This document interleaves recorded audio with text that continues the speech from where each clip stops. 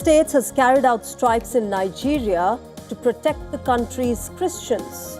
There's more in the pipeline, but it is the timing of this military action that is interesting. Donald Trump is facing questions in his electoral promises and losing the early steam. Can an act to protect the Christian community thousands of miles away be enough for securing him the midterms? Also on the show today, in Myanmar, it is polling season after years of no electoral process, but under an ongoing civil war and a military junta that scrutinizes every move. Will the upcoming election truly open the doors to democracy again? We tell you more about it on the show. But first, let's talk about United States. Well, the United States has once again stepped in to intervene thousands of miles away in Nigeria this time, after Washington said that it had approval from the African nation. The bombardment on Christmas Day targeted Islamic State terrorists. For Donald Trump, this comes at a critical time politically.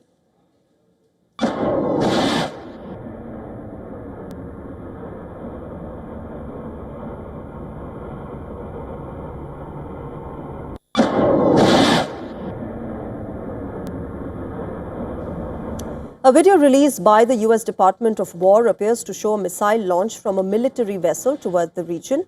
The U.S. military says the operation hit camps believed to be run by ISIS in the Sokoto state on Nigeria's border with Niger.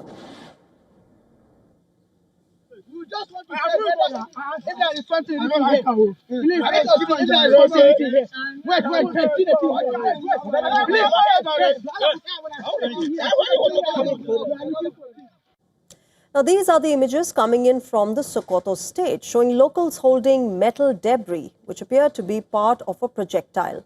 The video shows fire burning in the background, turning the night sky orange.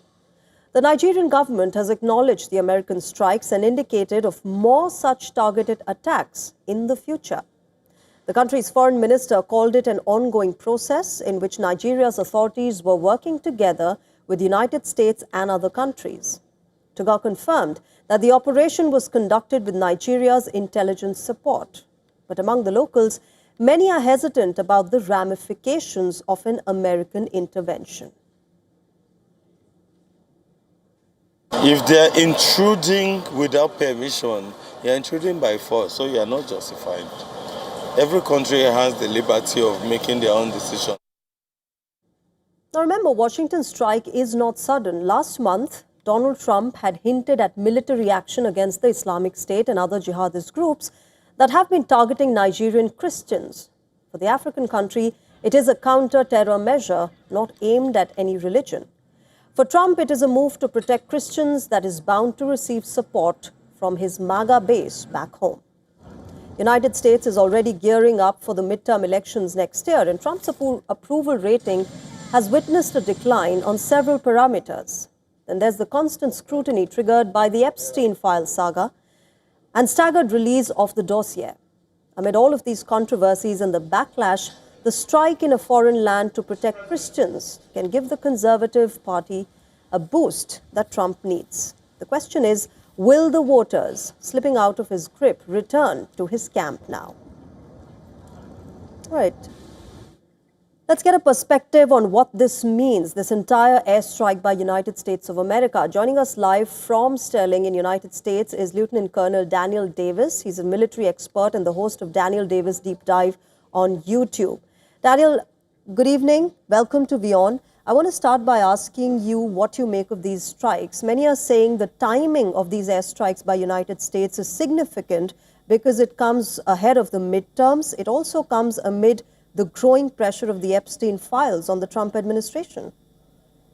Yeah, I think it's actually significant on a number of cases. And although I argue that the midterms is like an eternity away, and historically, events this far away from a November election almost aren't even remembered by that time. Many times they aren't remembered at all. I mean, only things that happen in the near term, like the last 2 or 3 months, is really going to weigh into effect. And people rarely remember anything, even major events that happened in the year prior to that. So if anybody hopes that on the Republican side, they're definitely going to be disappointed. But they may also be disappointed doubly because many of the people they're trying to get to the polls, the MAGA Republicans, voted for Trump because he said he would get out of stupid wars, that he would not start any new ones. And yet here we go, you're talking whether it's Yemen or Syria or Iran and now Nigeria, others that are threatened. You know, it's just not a good look, and it's not something that President Trump wants.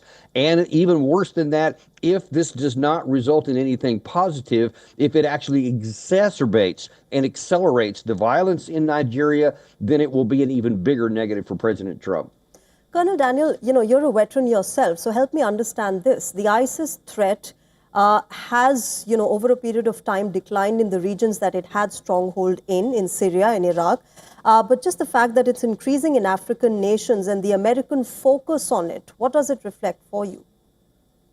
It reflects an absence of thinking, if I can just be blunt about it, because very often when you look at these Muslim groups, they'll rebrand themselves whenever it's useful to do so. I mean, this conflict in Nigeria, in one form or another, has been going on since 2009, and there has been a lot of it's more an ethnic and tribal and economic conflict that's going on in different parts of the country. And it does include some Muslim and some Christian components. But there have been, by some reports anyway, nearly a similar amount. And in one report I saw, a larger number of Muslims that have been killed in this conflict. And when you have something like this that comes on Christmas Day, a religious holiday for the Christians, on a Muslim place, it's kind of an in-your-face kind of an insult.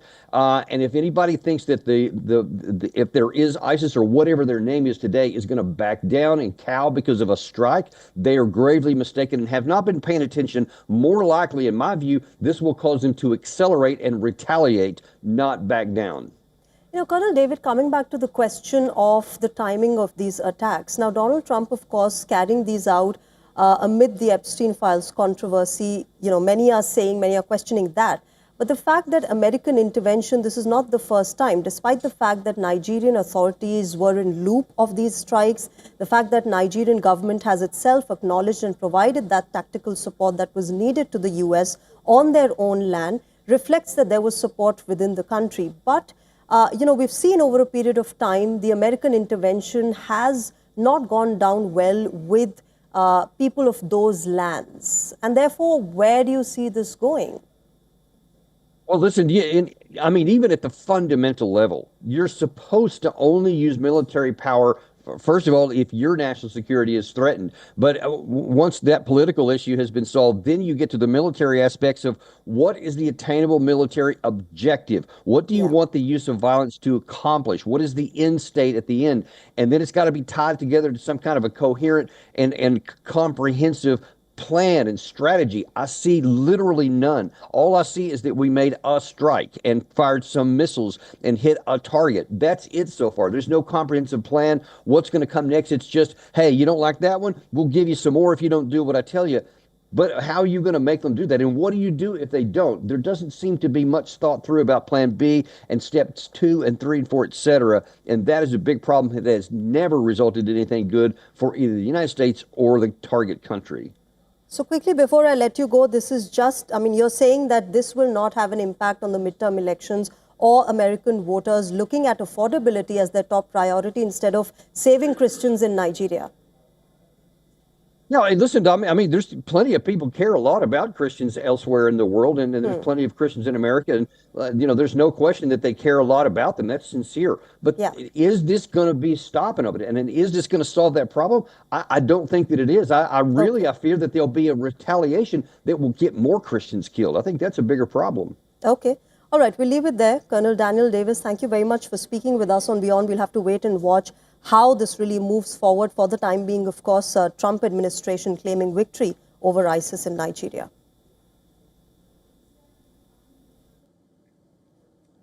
All right, shifting our focus to Myanmar now.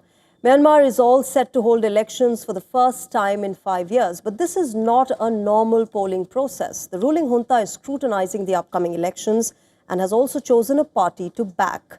In the former capital city, officials were seen displaying signs at polling stations. The first phase of voting begins on Sunday, which is 28th of December.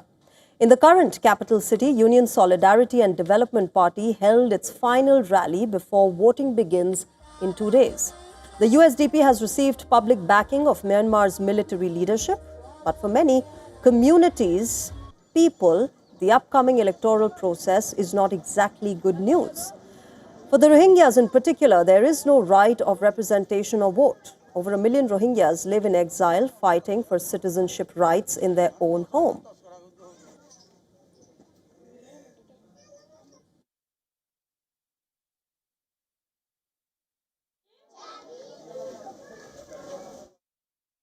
An election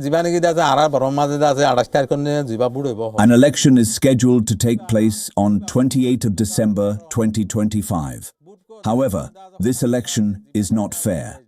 A legitimate vote should include all people living in the country and be conducted through public discussion. Although we were born in that country, we were forcibly driven to Bangladesh, and some became refugees within Myanmar. By excluding us, they are holding the election without our participation. Analysts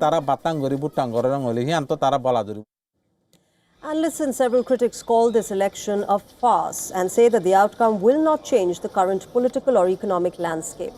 The junta, which topped a democratically elected government in 2020, had promised a return to normalcy, but there is muted hope for that to happen. Voting will be a month-long process, which will be held in several phases across a total of 265 townships. Only 6 parties are competing on a national level, with 51 contesting within a single region or state.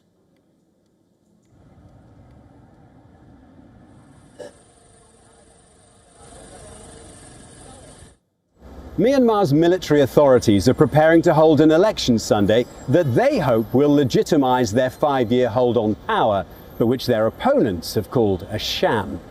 Campaigning is officially ending. Some parties have been holding last-minute rallies, and here in the former capital, Yangon, election workers are taking down candidates' posters in line with regulations. Elsewhere, work's underway to get polling stations ready. Myanmar has been an international pariah ever since the generals seized power from the elected government of Aung San Suu Kyi in February 2021. Since then, the country's descended into a brutal civil war. This election is their bid to show they are returning the country to a multi-party democratic system. But those opposed to the military say it won't be free and fair and have called on people to boycott it. Why? Well, the main reason is because the party that won the last 2 elections by a landslide, the NLD, has been dissolved, as have other popular parties. So it's guaranteed that the winner will closely reflect the wishes of the military, they say, and it's not a real contest. Moving on to updates from Bangladesh, it continues to be in the eye of the storm while unrest persists over death of youth leader Osman Hadi, including consistent cases of mob lynching.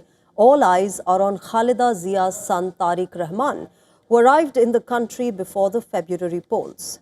The acting BNP chairperson paid tribute to his father and recited Fatiha at the shrine of the late President Ziaur Rahman.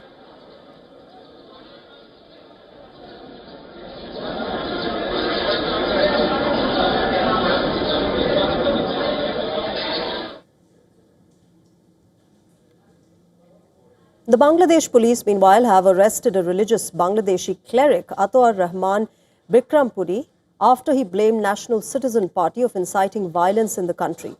His statements come after Mohammad Motleb Sikdar, Khulna divisional chief of the Bangladesh National Citizen Party, was shot at on Monday. Arrest me. We are the ones who incited the mob. That's why people went and formed a mob. But why did we do it? We did it following the lead of Nasiruddin Patwari, NCP, and Sarjiz Alam, NCP.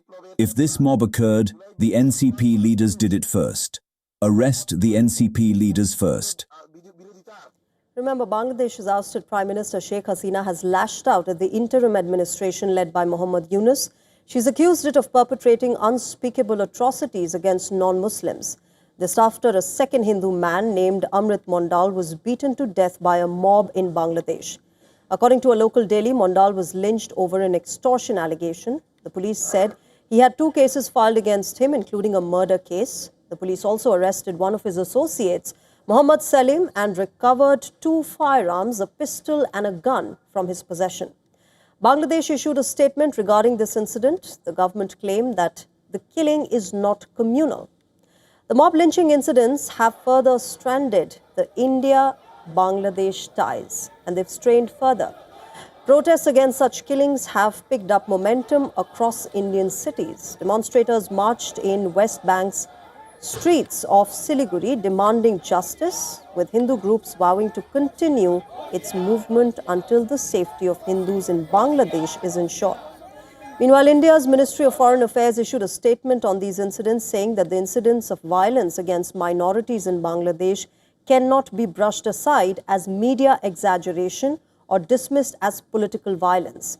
The Indian government condemned the killing of a Hindu man as matter of grave concern.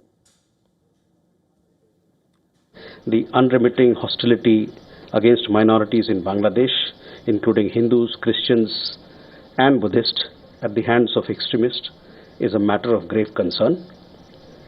We condemn the recent gruesome killing of a Hindu youth in Mymensingh Singh and expect that the perpetrators of the crime would be brought to justice. Moving on to Pakistan now, even as meetings with jailed former Pakistani Prime Minister Imran Khan remain suspended, his party, Tehreek-e-Insaf, is launching a fresh mass protest movement from the city of Lahore. Now remember, this comes after Khan was convicted in a corruption case and sentenced to 17 years of imprisonment. After the verdict, the PTI founder called for nationwide protests and asked Sohail Afridi, the Chief Minister of Pakistan's Khyber Pakhtunkhwa province, to start preparations in this regard. PTI leaders will also hold a public rally at the Liberty Roundabout in the capital of Pakistan's Punjab province in the evening.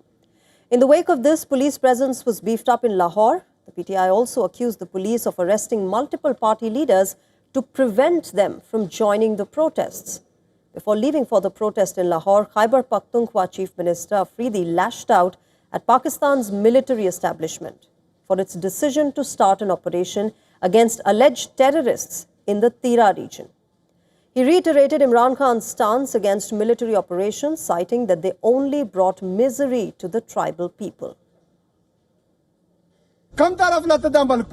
Where are you taking this country? Where are you taking the Pashtun nation? I keep telling you this again and again. One person comes and makes a decision, another comes and makes a different decision, then a third comes and makes yet another decision. Are we sheep and goats here? Are we insects? Is Khyber Pakhtunkhwa and the tribal districts some kind of laboratory where anyone can come, run experiments, and then leave?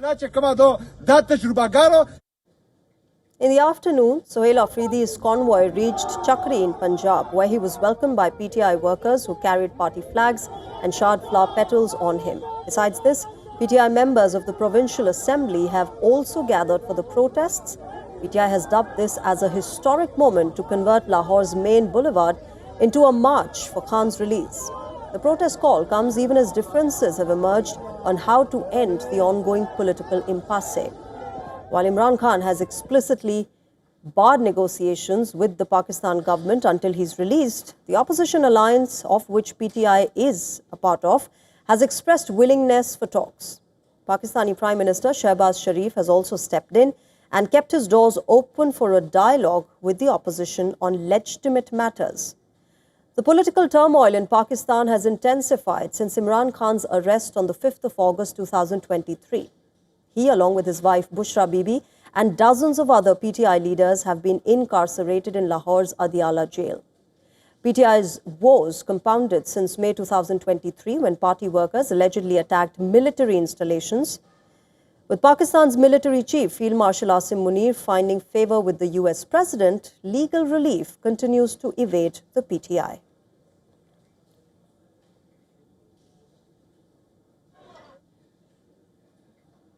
And on to Japan now, where the country has passed a record budget for its next financial year and its allocation for defense is unprecedented.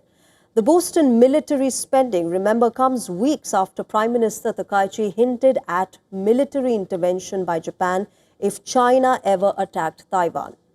Just hours ago, Japan's ruling coalition approved a record 122.3 trillion yen budget, which is approximately $782 billion US.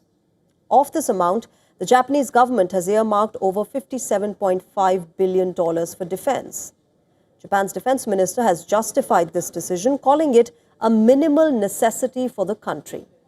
Shinjiro Koizumi went on to say that the defense budget comes as a response to the, quote, more severe and complex security environment Japan is facing since the post-war period, unquote.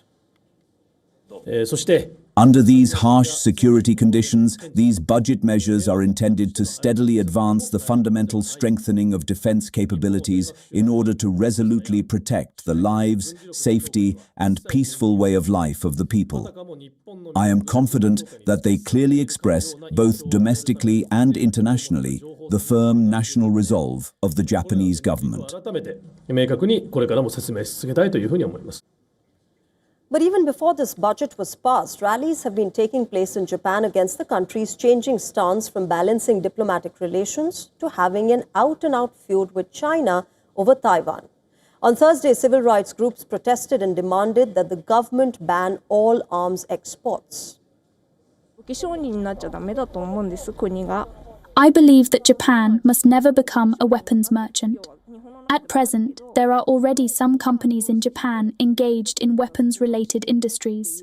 Not only does the government fail to stop this, it is actually promoting it, attempting to revive the economy in this way.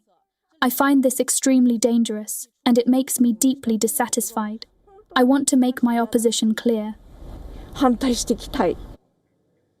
Japan's constitution, remember, prohibits the country from using military force to resolve international conflicts. Protesters are demanding that the government adhere to Article 9 of the country's constitution. Sporadic protests have been taking place in Japan ever since Prime Minister Sanai Takaichi announced open support for Taiwan, which has triggered a serious diplomatic row with China. Many in Japan have been demanding that Takaichi take her comments back.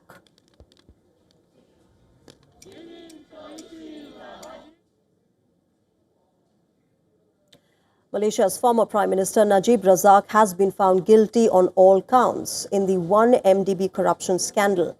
It's his second conviction in Malaysia's biggest corruption case, where $4.5 billion was stolen from the country's sovereign wealth fund.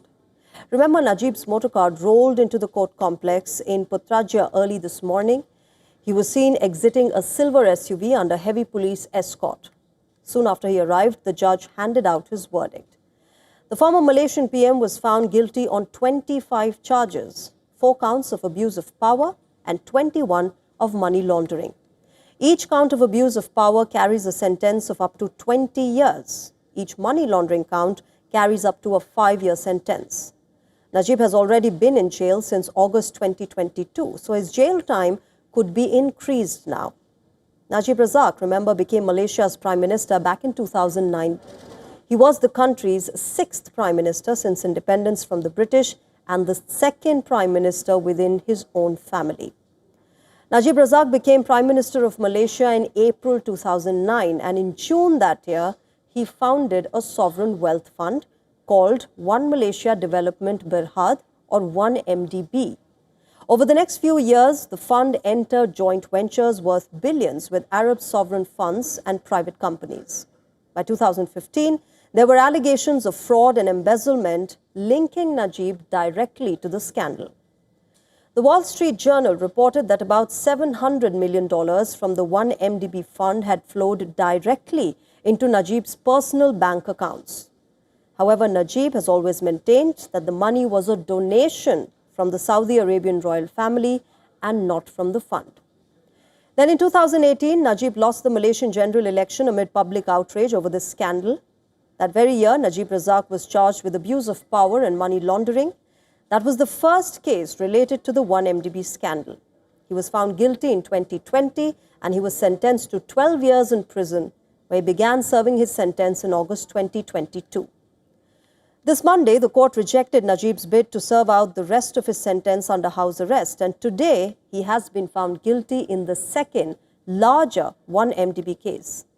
Now, Najib Razak is likely to appeal the new verdict as well.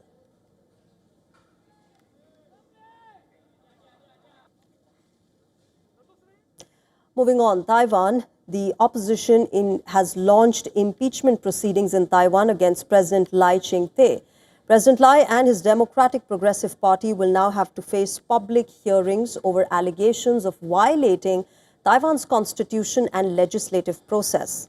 The impeachment motion was brought in by Kuomintang, the Taiwan People's Party, and 2 independent lawmakers. Together, they hold 62 seats out of the 113 in Taiwanese parliament. The opposition is in the majority in Taiwan's parliament, which is what allowed them to launch this impeachment process. However, they don't have the numbers to follow through. In Taiwan, 2/3 of the parliament need to approve an impeachment for it to come into effect. The opposition does not have 2/3 majority. Lai Ching-te's DPP has 51 parliamentary seats, which means that the impeachment bid will be dead on arrival. And therefore, Taiwan's opposition launched the proceedings to register their dissent. Remember, the self-governed island has been in legislative deadlock since last year's election. Lai Ching-te won the presidential polls, but his DPP lost their parliamentary majority. The Kuomintang became the largest party in parliament after the polls, and with the help from the Taiwan People's Party, they have taken control of the assembly. The impeachment motion is the latest clash between the presidency and the opposition. While it isn't likely to go anywhere, the impeachment is another chance for the opposition to grill the Taiwanese president.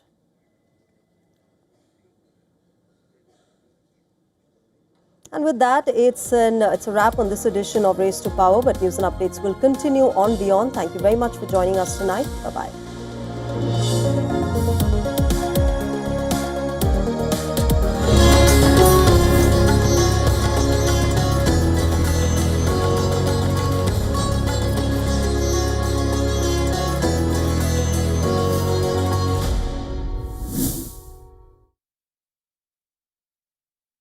WION Health Resort is unique, the only one of its kind. Experience the 4 paths of natural wellness: yoga, Ayurveda, acupuncture, and naturopathy. Each uniquely customized program improves the whole person.